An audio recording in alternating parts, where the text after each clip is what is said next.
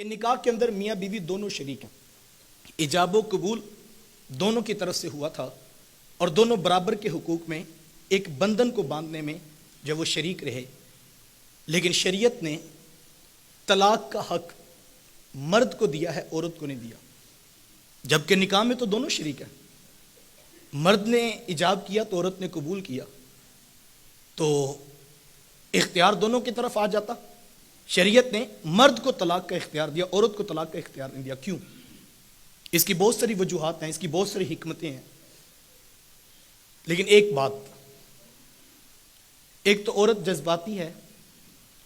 جلد باز ہے،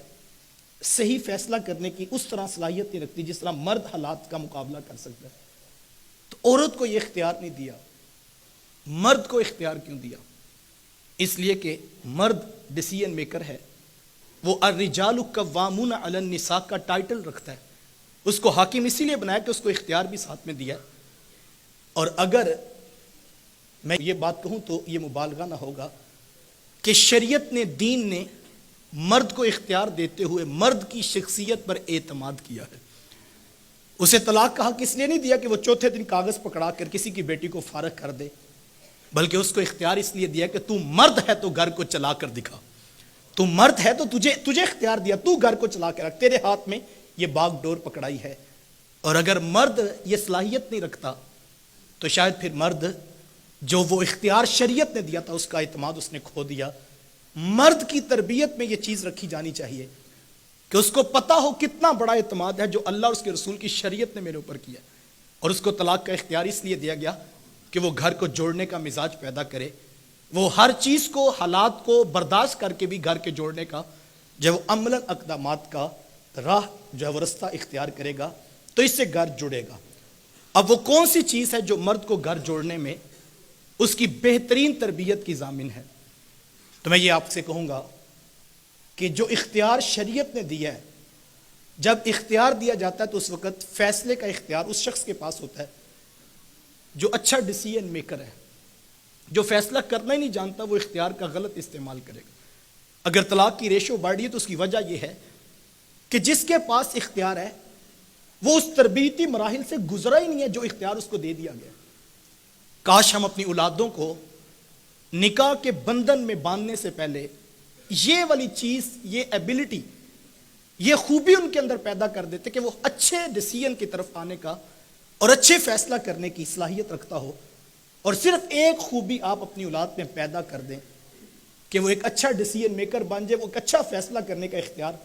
جب اس کی خوبی بن جائے تو یہ بہت بڑی چیز ہے جو آپ نے اپنی اولاد کو دے دی۔ اور اگر آپ نے اپنی اولاد کو یہ فیصلہ کرنے کی صلاحیت نہیں دی تو ایک ایسا ہی ہے جیسے آپ نے ایک کھلاڑی کو بغیر ٹریننگ کے میدان میں کھڑا کر دیا ہے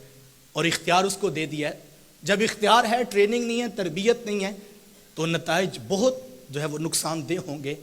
خدا را اپنی اولادوں کو فیصلہ کرنے کی صلاحیت دیجیے۔ یہاں میں ماں باپ کو خاص طور پہ کہنا چاہوں گا، اب آپ پوچھیں گے فیصلہ کرنے کی اچھی صلاحیت کیسے ڈیولپ ہوگی، تو اس کا سادہ سا اصول یہ ہے کہ بچپن سے اپنی اولاد کو چھوٹے چھوٹے فیصلوں کا اختیار دیا کرو۔ ہمارے ہاں بعض اوقات ایسا ہوتا ہے کہ ماں باپ اس کو تربیت سمجھتے ہیں، اس کو اطاعت و فرما برداری سمجھتے ہیں کہ بیٹا ہماری ہر بات میں ہاں ملا دیا کرے اور ہم جو کہیں بیٹا اسی بات کو قبول کر لیں۔ یقیناً بیٹے کو اطاعت و فرما برداری میں اسی چیز کو پیش نظر رکھنا چاہیے، لیکن کہیں ایسا نہ ہو کہ آپ اس کی اطاعت کو اس کی خوبی سمجھتے رہیں اور وہ سر جھکا کے آپ کی ہر بات کو تسلیم کر لے اور اس میں فیصلہ کرنے کی صلاحیت پیدا نہ ہو۔ ہوتا اصل میں یہ ہے جب ہم بچوں کو پوری انسٹرکشنز دیتے ہیں اور کہتے ہیں دائیں بھی نہیں دیکھنا، بائیں بھی نہیں دیکھنا، حالات کو بھی نہیں دیکھنا، بس جو تمہیں بتایا تم نے یہی کرنا ہے، تو پھر وہ کبھی فیصلہ کرنے کی پوزیشن میں نہیں آتا۔ جب حالات کی سختیوں میں انسان کو کھڑا کیا جاتا ہے اور پھر اسے کہا جاتا ہے تم خود فیصلہ کرو، جو حالات ہیں اس کے مطابق تم فیصلہ کرو، تو یہ یاد رکھیے گا برے فیصلوں کے بعد ہی انسان اچھا فیصلہ کرنے کی طرف آتا ہے۔ اور اگر آپ نے یہ تجربہ اس کو دیا ہی نہیں ہے اور ساری زندگی وہ ماں باپ کی دی ہوئی انسٹرکشنز پر ہی چلتا رہا اور پھر وہ اتنے بڑے اہم فیصلے کے اوپر بھی ماں باپ کی طرف ہی دیکھ رہا ہوتا ہے اور جو اس کو بتایا جاتا ہے اس کے مطابق ہی کر رہا ہوتا ہے۔ مومن کو ڈیسیژن میکر ہونا چاہیے اور مومن کو فیصلہ کرنے کے لیے اس کی تربیت کی گئی ہے باقاعدہ طور، اس کو حالات کا ادراک ہونا چاہیے، اس کی بصیرت یہ دیکھے کہ مسائل کیا ہے، معاملات کیا ہے، میں کس جگہ پہ کھڑا ہوں، ماحول کیا بتا رہا ہے، اور جو اچھا فیصلہ کرنے کی صلاحیت رکھتا ہے وہ کبھی کسی دوسرے کی جو ہے وہ تکلیف کا سبب نہیں بنے گا۔ اور اللہ کے رسول صلی اللہ علیہ وسلم کی شریعت نے باقاعدہ طور پر، میرے حضور اسلام نے مومن کو ایسے احکامات سے نوازا ہے کہ اس کی یہ ایبلٹی ڈیولپ ہوتی ہے۔ دیکھیں کتنا خوبصورت فرمانے علی شان ہے، خود فرمائے اتقوا فراست المومن فإنہ ینظر بنور اللہ، فرمایا مومن کی فراست قلبی سے ڈرو اس لیے کہ وہ اللہ کے دیے ہوئے نور سے دیکھتا ہے۔ یہ مومن کا وصف بیان کیا گیا۔ اور دوسری طرف کیا فرمایا؟ فرمایا مومن کبھی بھی ایک سوراخ سے 2 بار نہیں ڈسا جاتا۔ جب چھوٹے چھوٹے تجربات وہ کرے گا، زندگی میں اس کو نقصان ہوگا، وہ فیصلہ کرے گا اور پھر وہ نشان لگائے گا یہ رستہ بند ہے، یہ نقصان دہ ہے، تو کرتے کرتے اس کی وہ صلاحیت ڈیولپ ہو رہی ہے،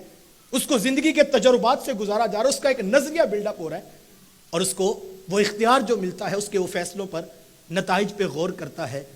اور فرمایا کہ ایک جگہ فرمایا کہ وہ اللہ کے دیے ہوئے نور سے دیکھتا ہے، دوسری طرف فرمایا کہ وہ ایک جگہ سے 2 بار ڈسا نہیں جاتا، اور تیسری جگہ حضور فرمایا کہ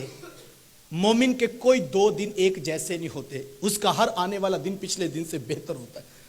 یہ 3 چیزوں کو اگر ہم رکھیں سامنے، جو شخص ہر فیصلے سے پہلے اس بات کو دیکھتا ہے کہ میرا یہ اگلا قدم مجھے کہاں لے کر جائے گا، ہر نتیجے پر غور کرتا ہے کہ کہیں میں دوبارہ اسی پر تو نہیں جا رہا جہاں سے پہلے میں ڈسا گیا تھا، ہر فیصلے سے پہلے بصیرت سے دیکھتا ہے کہ آگے اس کے نتائج کیا ہوں گے۔ ہمارے ہاں ہوتا کیا، ہم مفتی صاحب کے پاس آ کر پوچھتے ہیں کہ حضرت یہ میں کار بیٹھا ہوں، اب مجھے پچھتاوا ہو رہا ہے، کاش اس نے حضور کی بتائی حدیث پہ عمل کیا ہوتا کہ مومن بصیرت سے دیکھتا ہے میرا اٹھنے والا قدم مجھے کہاں لے کر جائے گا، اور جب وہ اس مزاج میں دیکھ رہا ہوتا ہے چیزوں کو تو وہ کبھی ایسا غلط اتنا بڑا فیصلہ نہیں کر سکے گا۔